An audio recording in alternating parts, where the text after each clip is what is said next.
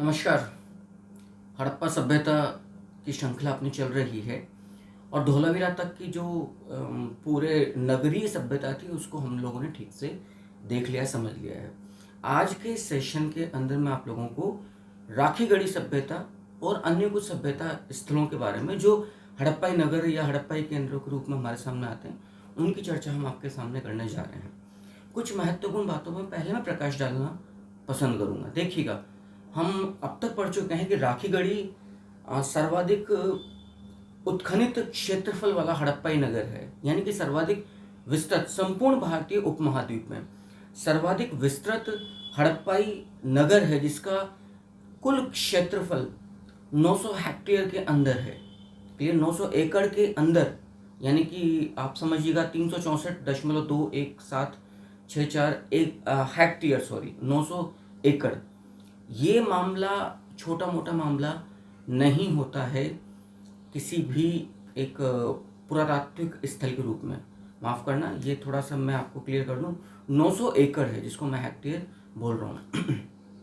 364 something hectare यहाँ पर कुल एरिया है, 900 एकड़ जी।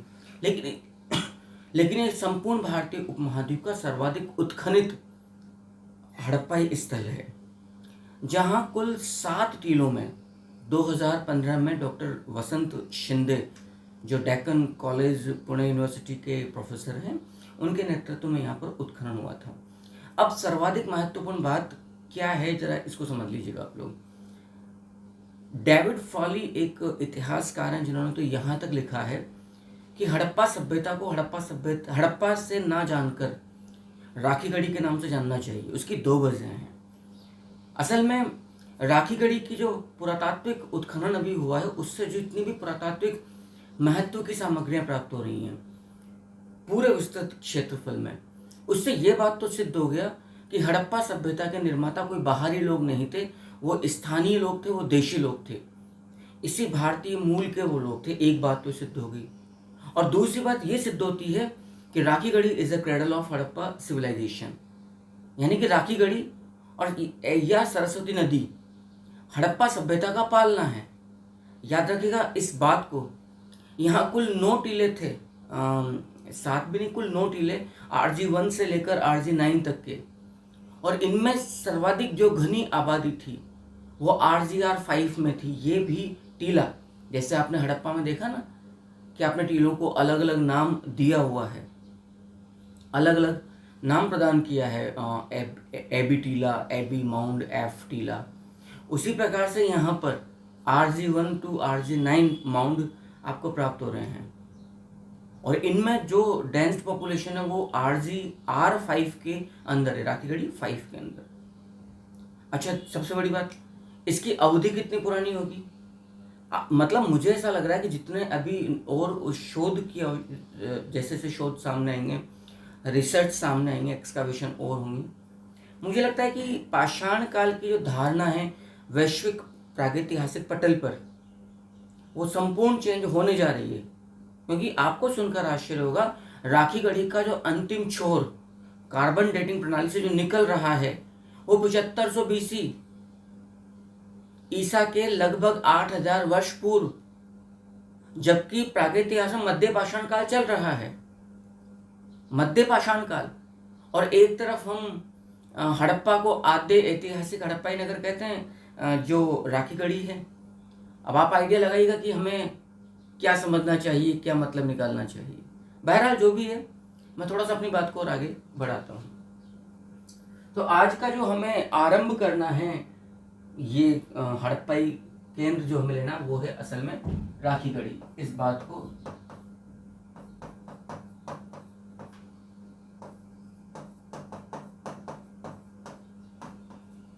सबसे पहले तो हम लोग समझ लें।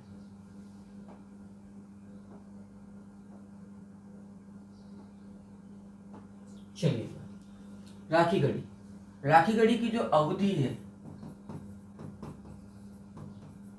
वो है 7500 ईसा पूर्व। मैं दोबारा बोल रहा हूं, कितना आश्चर्यजनक है ये। आप सोचिएगा, जब मैं मेसोलिथिक पीरियड की बात करता हूं मेसोलिथिक से मतलब मध्य पाषाण काल। अब मैं प्रागैतिहासिक की बात कर रहा हूँ तो वो आपके सामने 10,000 ईसा पूर्व से लेकर, याद रखिएगा 10,000 ईसा पूर्व से लेकर वो 4,000 ईसा पूर्व तक जाके टिकता है, मेसोलिथिक की बात की जाए। अब इसमें आप देखिएगा, यदि हम पर्टिकुलर हड़प्पाई नगर राखीगढ़ी की बात करें तो इसकी अवधि जा रही है आपके सामने 7500 ईसा पूर्व। चलिए मान लिए यदि मैं नवपाषाणिक स्थल लोहरा देव की बात करूं तो भैया लोहरा देव भी जाके टिक रहा है 9,000 टू 8,000, याद रखिएगा इतना पुराना बीसी। अब यहां से आप जानते हैं कि दुनिया के प्राचीनतम चावल की खेती के साक्ष्य प्राप्त आपको लोहरा देव से हो रहे हैं। And you won't believe, Lohra Dev is a neolithic prehistoric site, यानी कि ये नवपाषाण कालीन स्थल है। ये नवपाषाण कालीन स्थल है, याद रखिएगा इस चीज को, जिसको आपने कहा है नियोलिथिक, यानी कि नवपाषाण काल। जबकि आप यदि इस एरा को, इस ड्यूरेशन को देखें, जाके टिकता ही मध्य पाषाण काल में है। इसीलिए मैंने आपसे बार बार कहा कि शायद ये बहुत रिसर्च। राखीगढ़ी की बात करें तो भैया राखीगढ़ी से हड़प्पन सिटी। अब टोटल हड़प्पा का जो ड्यूरेशन है, बेसिकली इसका जो मैच्योर ड्यूरेशन है वो जाके टिकता है 2500 ईसा पूर्व में, यानी कि नवपाषाण काल के भी 1500 साल बाद। लेकिन राखीगढ़ी 7500 बीसी में जा रही है। और मुझे नहीं पता, जब आप भिडराना या भिडराना को देखोगे तो फिर उसके बारे में क्या कहोगे, क्योंकि भिडराना या भिडराना जो हरियाणा के अंदर ही जिला फतेहाबाद में पाया गया वो तो और पुराना है। सबसे प्राचीन जो उत्खनित हड़प्पाई स्थल है वो हरियाणा के अंदर भिडराना या भिडराना है। तो फिर तो कुल मिलाकर जो मैं आपको कहना चाह रहा हूँ, मैं क्योंकि मैंने पहले ही कहा, ये जो सेशंस आपके सामने आ रहे हैं हड़प्पाई या जितनी भी इंडियन हिस्ट्री के, वो काफ़ी रिसर्च बेस्ड होंगे, चलेगा। तो इसीलिए यदि राखीगढ़ी की सबसे बड़ी बात की जाए तो संभवतः इसे हम कह सकते हैं क्रेडल ऑफ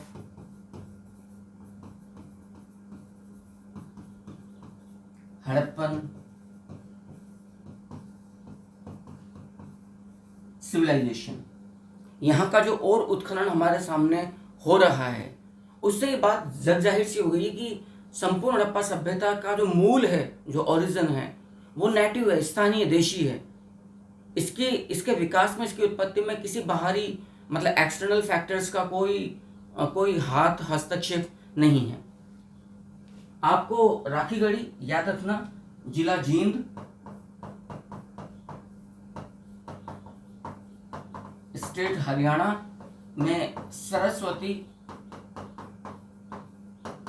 नदी किनारे यह सभ्यता पाई गई है। और इसका जो डिस्कवरी है, इसकी जो खोज है वो 1969 में, याद रखिएगा, सूरजभान एवं रफीक मुगल के द्वारा की गई है।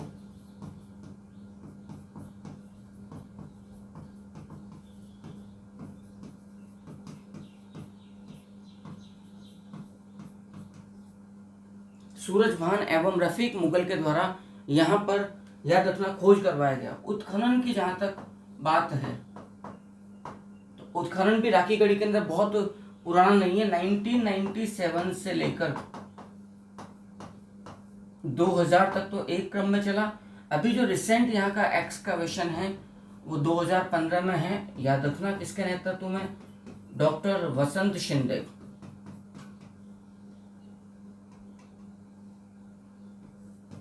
डॉक्टर वसंत शिंदे भी हाल ही में काफ़ी चर्चा में रहे हैं अपने बयानों को लेकर।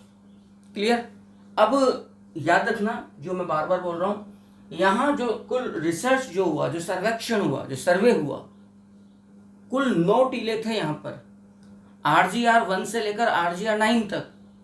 लेकिन जो सर्वेक्षण हुआ, जो उत्खनन का जो क्षेत्र है वो सिर्फ 7 टीलों तक ही सीमित है।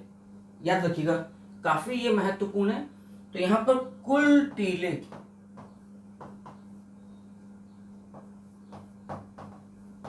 राखी गढ़ी में नो थे, क्या मतलब हुआ इसका? RGR1 to RGR9, कुल आपको यहां पर 7 नो टीले पाए जा रहे हैं, लेकिन टोटल जो सर्वे हो रहा है वो 7 टीलों का ही सर्वेक्षण हुआ है। अब मोटे तौर पर आपको ये लग सकता है कि सर ये कहाँ जरूरी है? भाई यदि कथन कारण में दे दिया उसने, यह सत्य चुनिए सही सुमिलित कीजिए, मारे जाओगे, याद रखना। इनमें भी जो सर्वाधिक घनी आबादी थी वो थी RGR5। अच्छा एक बात और है यार, पैसा तो आपका अलग नहीं रहा और इतनी महत्वपूर्ण जानकारियां मिल रही है तो मैं समझता हूँ कॉपी पेन लीजिए, बहुत डेप्थ में जाके इतिहास के मोतियों के आनंद लीजिए। RGR5 सर्वाधिक घनी आबादी वाला टीला था।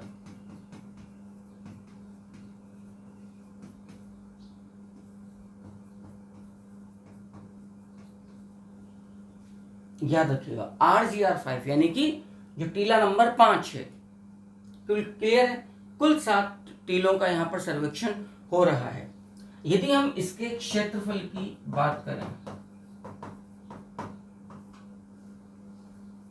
तो राखी गढ़ी का जो कुल क्षेत्रफल है वो 900 एकड़ है, लेकिन 364.247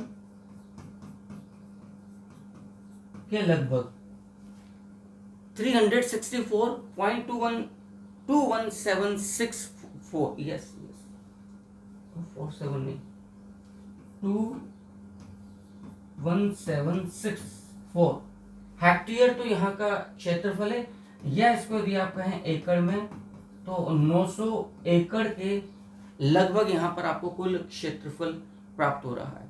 और इस हड़प्पाई नगर राखी गढ़ी का कुल महत्व क्या है? संपूर्ण भारतीय उपमहाद्वीप का यह सर्वाधिक उत्खनित विस्तृत हड़प्पाई स्थल है। याद रखना, संपूर्ण भारतीय उपमहाद्वीप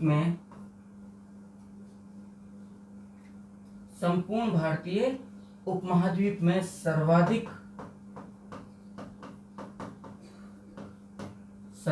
विस्तृत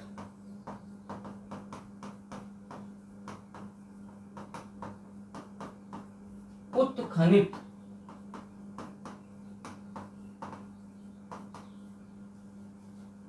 हड़प्पाई स्थल जो है, याद रखिएगा वो राखी गढ़ी है। मैं थोड़ा स्क्रीन आउट होता हूं, आप तब तक इस मैटर को बहुत अच्छे से देख लीजिए और समझ लीजिए। ज़्यादा बेटर रहेगा वीडियो को पॉज करें और तुरंत के तुरंत इस मैटर को लिख लें, क्योंकि ये ही सर्वाधिक महत्वपूर्ण तथ्य हैं इस सभ्यता के बारे में। यद्यपि इस स्लाइड से सेकंड मैं बोर्ड की स्लाइड पर आऊँ उससे पहले एक महत्वपूर्ण तथ्य और बतला दूं कि देखो कई सारी वजह हैं। यदि आप राखी गढ़ी को, जैसे डेविड फ्रोली ने कहा, यदि आप राखी गढ़ी को संपूर्ण हड़प्पा सभ्यता का पालना क्रेडल ऑफ कह रहे हैं, उसके पीछे की ठोस वजह आप यूं ही नहीं कह रहे एज ए नेशनलिस्ट ना। Rakhi Garhi is a first planned city in Indian history, entire Indian history, even in entire subcontinental Harappan culture. It is not Mohenjodaro, it is not Harappa, it is Rakhi Garhi, देश का पहला सुनियोजित नगर। और राखी गढ़ी को आप कब्रगाह, हड़प्पाई कब्रगाह संस्कृति भी कहते हैं। मैं दोबारा बोल रहा हूं, इन सेशन का जो हिस्टोरिकल सिग्निफिकेंस है वो इस रूप में आपके सामने आएगा। कमेंट अवश्य करिएगा कि आप इस बारे में क्या सोचते हैं, क्या मैं सही हूं? यदि मैं कोई दावा नहीं कर रहा हूं, लेकिन जितनी मैं मेहनत करके सामने आ रहा हूं उससे मैं अपने बारे में एक अनुमान आपके सामने लगा सकता हूं। ठीक है साहब, तो आगे देखते हैं कुछ महत्वपूर्ण तथ्य इस राखी गढ़ी के बारे में क्या निकल कर आते हैं। ये पहली बात तो इसको राखी गढ़ी को आप हड़प्पाई कब्रगाह संस्कृति के नाम से भी पहचान सकते हैं। मतलब इसको ये भी आप कह सकते हैं। यदि मैं राखी गढ़ी की बात करूं तो ये संपूर्ण भारतीय उपमहाद्वीप का उपमहाद्वीपीय हड़प्पाई संस्कृति का, याद रखना, हड़प्पाई संस्कृति का प्रथम प्लान्ड या हम कहें सुनियोजित नगर है। यह भी सबसे बड़ा इसका पुरातात्विक महत्व है। This one is first plant city in entire Harappan site. आप इस बारे में आप समझ सकते हैं। आपने राखी गढ़ी को यदि कहा कि यह कब्रगाह संस्कृति है, संपूर्ण हड़प्पा सभ्यता का सबसे बड़ा नरकंकाल आपको राखी गढ़ी से ही प्राप्त हो रहा है, जिसकी कुल अनुमानित जनसंख्या उस जमाने में 10,000 थी और इसका कुल विस्तार, जो नगर का जो विस्तार है वो 3.5 किलोमीटर। ये छोटी मोटी बात नहीं है आज के हिसाब से। इस नगर का की जो कुल पॉपुलेशन रही होगी,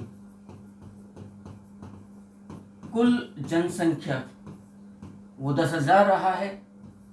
नगर का क्षेत्रफल, अब ये मत कहना कि सर अभी तो आपने कहा था कि 900 एकड़ के लगभग ये कुल सभ्यता है या 364.21764 हेक्टेयर इसका क्षेत्रफल है।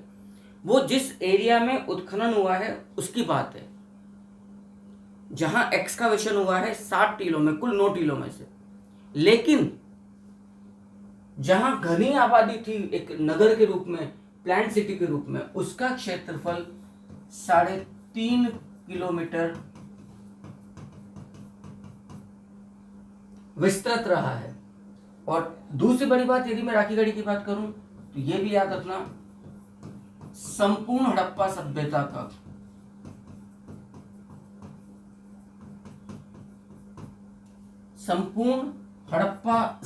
का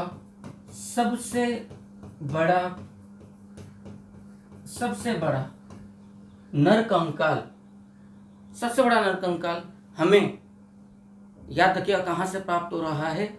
इसी राखी गढ़ी से हमें प्राप्त हो रहा है। हमने कहा ना प्लांट सिटी है।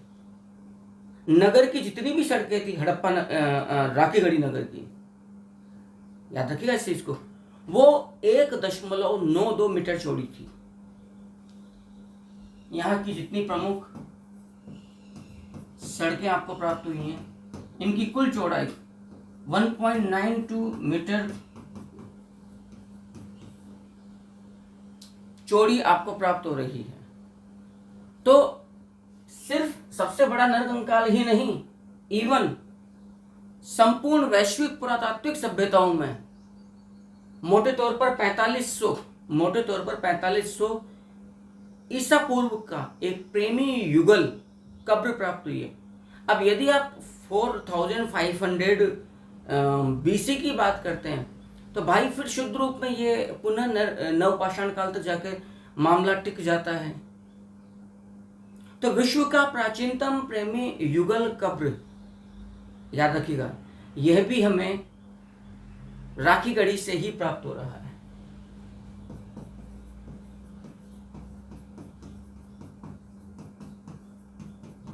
विश्व का प्राचीनतम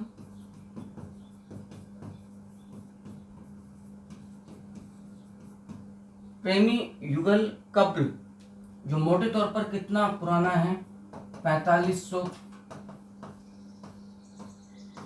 ईसा पूर्व। प्रेमी युगल कब्र से मतलब है कि एक कब्र के अंदर आपको एक नरकंकाल और एक महिला मादा कंकाल आपको यहाँ से प्राप्त हो रहा है। नरकंकाल 5 फीट 6 इंच की लंबाई है और जो यहाँ से आपको स्त्री कंकाल प्राप्त हो रहा है वो 5 फीट यानी कि 5 फीट 2 इंच का यहाँ से आपको मादा कंकाल प्राप्त हो रहा है। आप इससे आइडिया लगा सकते। अच्छा, उनका जो पॉस्चर है, जिस ढंग से उनको कब्र में लिटाया गया है, उससे इनके एक प्रेमी युगल या जिसको आप कहते हैं पेयर के मतलब कपल के रूप में, एक लव कपल के रूप में, वो ये सिद्ध हो रहा है। आई थिंक काफ़ी महत्वपूर्ण तथ्य आ गए हैं। स्क्रीन आउट होता हूँ, तेजी से आप इस बात को ढंग से देख लीजिए और ठीक से उतार लीजिएगा। हमने पहले ही कहा कि राखी गढ़ी का जो डीएनए अध्ययन हुआ है, एक और बात है, यहाँ का जो डीएनए अध्ययन हुआ है उसके आधार पर डॉक्टर बसंत शिंदे ने इस बात को यहाँ पर स्थापित किया है कि संपूर्ण हड़प्पाई निवासी वो स्थानीय मूल के हैं, उनको प्रेरणा कहीं बाहर से नहीं मिल रही है। क्लियर है? यानी कि हड़प्पा सभ्यता के निर्माता स्थानीय हैं, भारतीय हैं, उसके विकास में कोई विदेशी प्रेरणा नहीं है। यहां पर जितने भी आपको मृदभांड प्राप्त हुए हैं, दे आर पेंटेड, वो ज्यामितीय आरेख युक्त हैं। लेकिन राखी गढ़ी वो एकमात्र हड़प्पा स्थल है जिसमें मुहरें लेख विहीन है। क्लियर है? चलिए लिख देता हूं मैं। इस राखी गढ़ी का जो डीएनए स्टडी है, डीएनए स्टडी का रिसर्च सामने आता है, वो क्या कहता है? हड़प्पा सभ्यता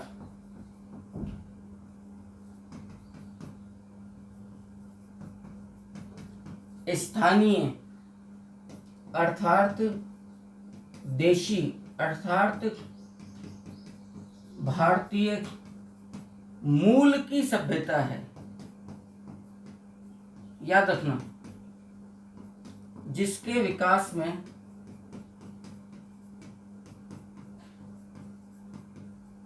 विकास में कोई बाहरी, या मैं बहुत स्पष्ट कर दूं, विदेशी प्रेरणा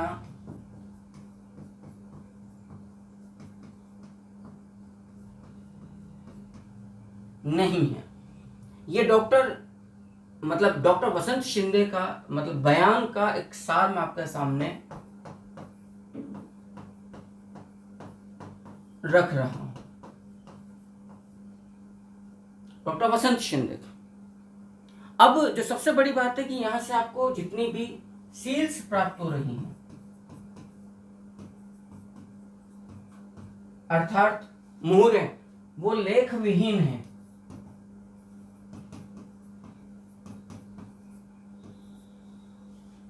उन पर किसी भी प्रकार का आपको स्क्रिप्ट नहीं मिल रहा है। लेकिन जितनी भी आपको यहां से मृदभांड या मिट्टी के बर्तन, पॉटरी प्राप्त हो रही है, वो ज्यामितीय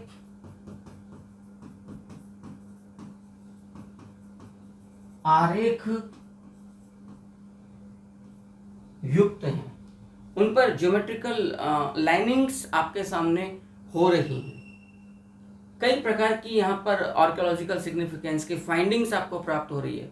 एक पात्र यहाँ से प्राप्त हो रहा है जो स्वर्ण रजत परतों से आवृत है, जबकि आपने देखा था कि मोज उदाड़ो चांदी के कलश वहां से प्राप्त हो रहे हैं। एक मुहर आपको यहां से प्राप्त हो रही है जो बाघ की छाप वाली है।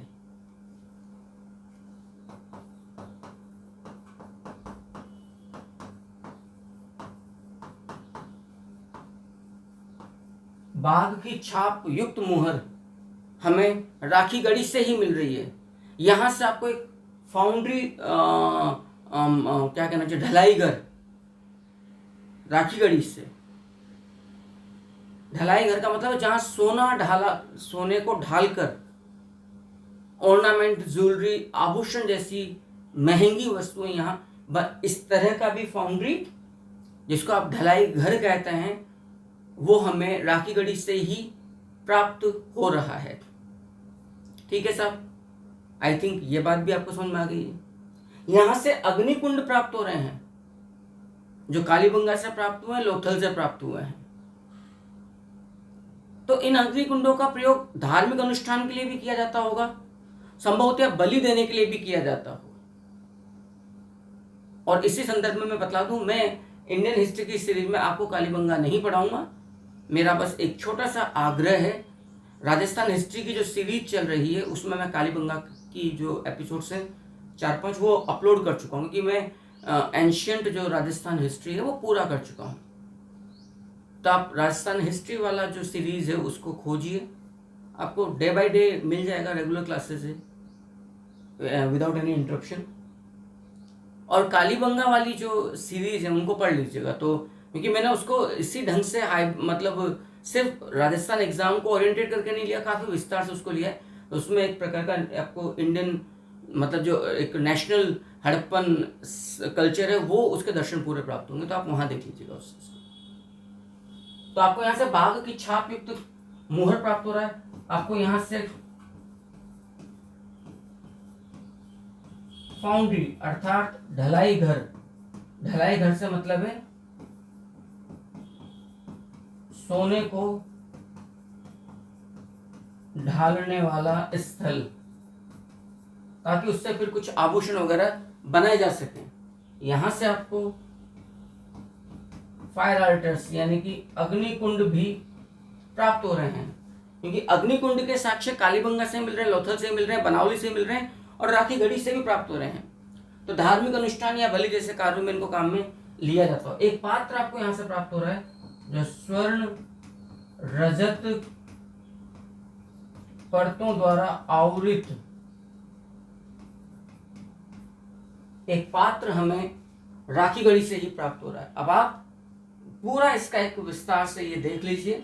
स्क्रीन आउट होता हूं, आराम से नोट्स को वीडियो को पॉज करिए और नोट्स को आप पेन डाउन करते चले जाइए, क्योंकि काफ़ी महत्वपूर्ण ये तमाम चीज़ें आपको यहाँ से प्राप्त हो रही है। इस सेशन के अंदर मैं राखीगढ़ी को फाइनली मैंने कहा मैं कंप्लीट आपके सामने कर दूंगा, क्योंकि जितना आप, मैं दोबारा बोल रहा हूँ, आप जहाँ पढ़ रहे हो जैसे पढ़ रहे हो वह आपका अपनी स्वेच्छा है, लेकिन यदि आप इन क्लासेस को उसी रूप में देखोगे पूरी सिंसियरिटी के साथ जैसा कि हम किसी ऑफलाइन क्लासेस में देखते हैं या पेड कोर्सेज में देखते हैं, मैं निश्चित तौर पर आपको निराश नहीं होने दूंगा।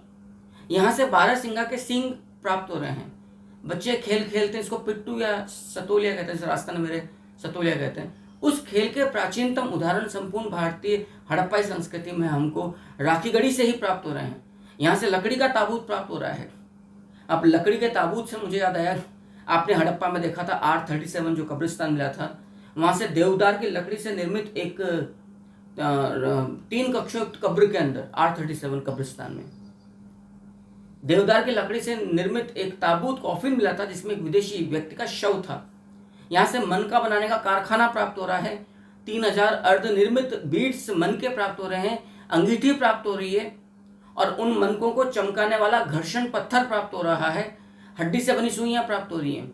अब आप याद करिए, केन दीक्षित ने सोने की 3 स्वर्ण सुइयां डीकेजी एरिया हड़प्पा के निम्न नगरीय क्षेत्र से प्राप्त की थी, और उसी के आधार पर हमने मोहजोदड़ो के बारे में कहा था कि संपूर्ण हड़प्पा सभ्यता में वस्त्र सिलाई के प्राचीनतम साक्ष्य में मोहजोदड़ो से प्राप्त हो रहे हैं।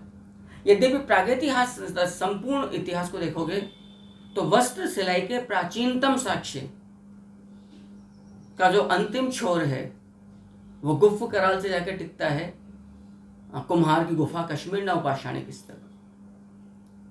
यहाँ से आपको पानी सोखने वाले मृद पात्र सोकेज जार्स भी मिल रहे हैं, मतलब नालियों के बीच बीच में मृद भांड रख दी गई एक के नीचे एक, ताकि पानी बहता जाए और कचरा जमा हो जाए। अन्य जो प्रमुख वस्तुएं हमें राखीगढ़ी से प्राप्त हो रही हैं उन्हें आप देखते चले जाइए। एक आपको यहाँ से राखीगढ़ी से याद रखना, राखीगढ़ी से आपको एक अंगीठी प्राप्त हो रही है, क्लियर है। यहाँ से आपको मनका बनाने का कारखाना प्राप्त हो रहा है, जहाँ से आपको 3000 अर्ध निर्मित रॉ मटेरियल के रूप में मनके प्राप्त हो रहे हैं, वो पूरे नहीं कर पाए होंगे। यहाँ से आपको मनका माने बीड्स को चमकाने वाला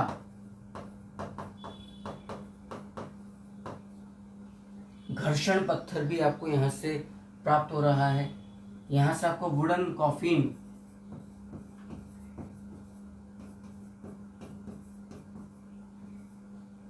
भी प्राप्त हो रहा है, जिसको हम कहते हैं लकड़ी का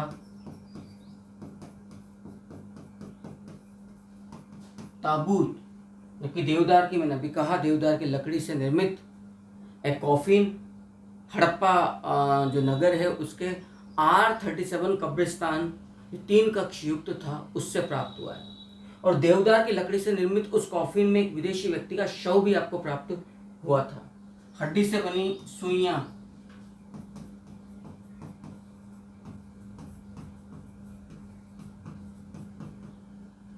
राखी गढ़ी से ही प्राप्त हो रही है। जबकि 3 गोल्डन निडल्स डीकेजी एरिया से आपको केन दीक्षित को प्राप्त हो रही है मोहनजोदड़ो से। और इसीलिए आपने मोहनजोदड़ो को हड़प्पाई नगरों में वस्त्र सिलाई का प्राचीनतम साक्ष्य वाला स्थल भी कहा है। यहां से आपको पानी सोखने वाले मृदपात्र प्राप्त हो रहे हैं।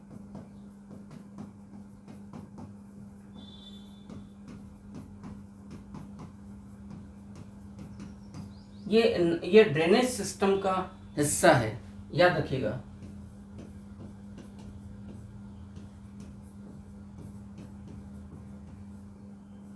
सोइकेज जार्स के रूप में आपको पानी सोखने वाले मृदपात्र प्राप्त हो रहे हैं। 12 सिंगा के सींग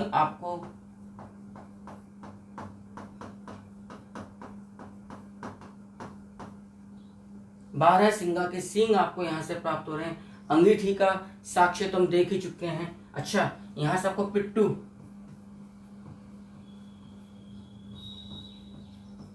जिसको सतोलिया नामक खेल भी कहते हैं, नामक खेल के सबसे प्राचीनतम साक्ष्य संपूर्ण हड़प्पा सभ्यता का, याद रखना।